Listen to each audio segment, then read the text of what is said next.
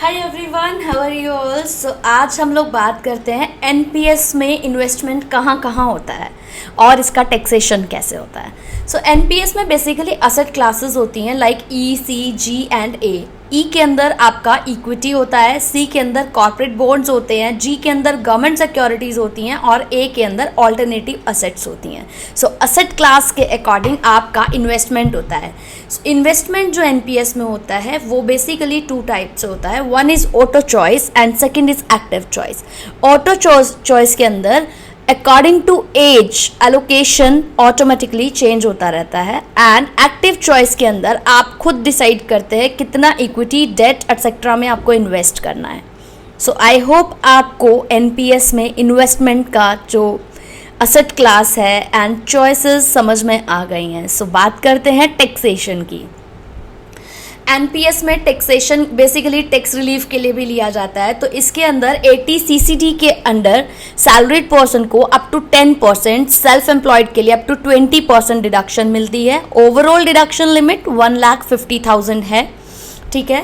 That is 80C and 80 CCD को combine करने के बाद। अगर एक्स्ट्रा बेनिफिट्स की बात करें तो सेक्शन 80 CCD 1B के अंडर एक्स्ट्रा डिडक्शन 50,000 की मिलती है। सो 80C के ऊपर ये एक्स्ट्रा है 50,000। टोटल पॉसिबल डिडक्शन जो टैक्स में आपको मिलती है एनपीएस के अंडर वो 2 लाख की मिलती है। सो अब रिटर्न्स पे टैक्स की बात कर लेते हैं कि एनपीएस से जो रिटर्न आती हैं उन पे टैक्स कैसे लगता है। एनपीएस की जो रिटर्न्स होती हैं जनरली एक्यूमुलेशन फेज में टैक्स फ्री होती है। कैपिटल गेन टैक्स डायरेक्टली नहीं लगता है like mutual funds. So clear cut बात करते हैं विड्रॉल पे टैक्स कैसे लगता है।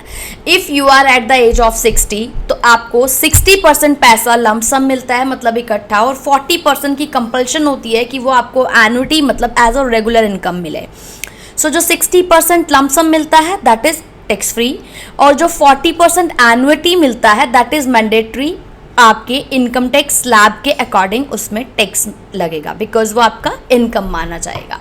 सो एनुटी से जो पेंशन मिलेगी उस पर नॉर्मल इनकम टैक्स लगता है। कहने का मतलब जो 40% पैसा है नॉर्मल इनकम टैक्स स्लैब के अकॉर्डिंग टैक्सेबल रहेगा।